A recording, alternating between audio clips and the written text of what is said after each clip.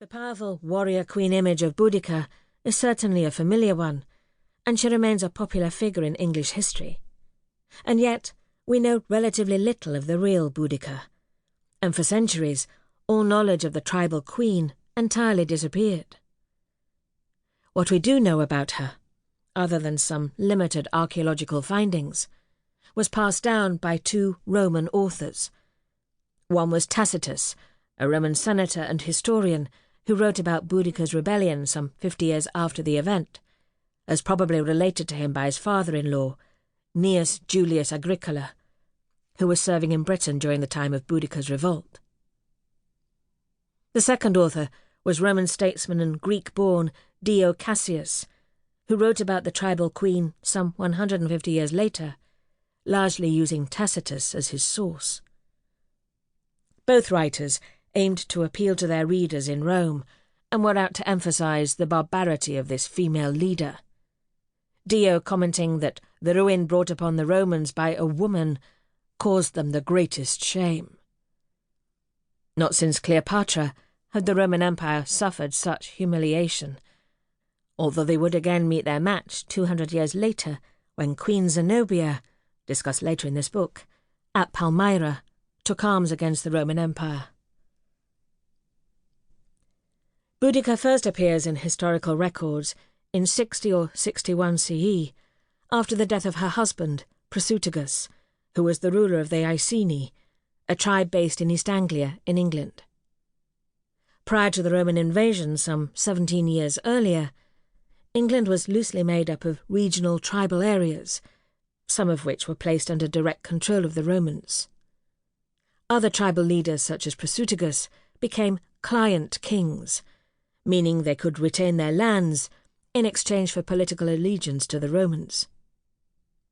According to Tacitus, when Prasutagus died, he'd bequeathed his wealth both to the Roman Emperor Nero and his two daughters, and in doing so assumed his friendly relationship with Rome would continue after his death.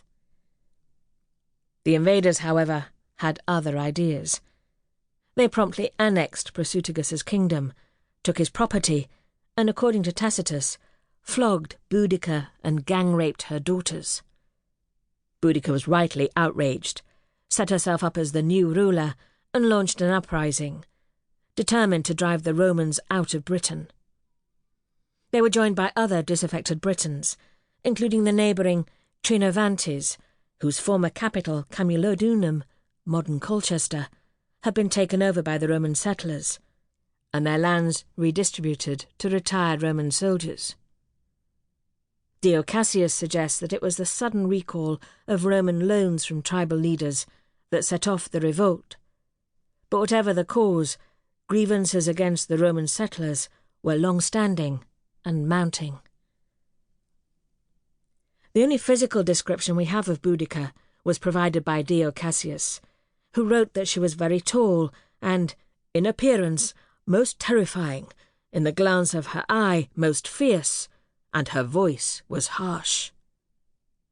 Going on to say that she had a mass of tawny hair falling down to her waist, and she wore a large golden necklace, colourful tunic, and thick cloak fastened by a brooch.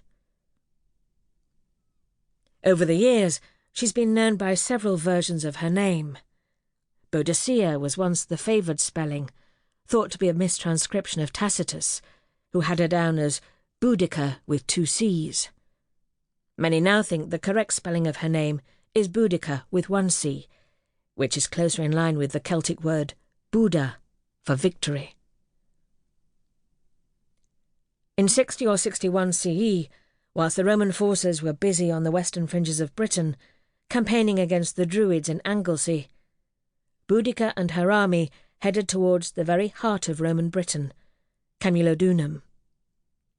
Boudica's forces stormed the largely undefended city, and archaeological evidence suggests they went to enormous lengths to raze it to the ground, levelling anything Roman, including the Temple of Claudius that the Romans had recently built. Many civilians lost their lives, the evidence suggesting the attack was determined and murderous.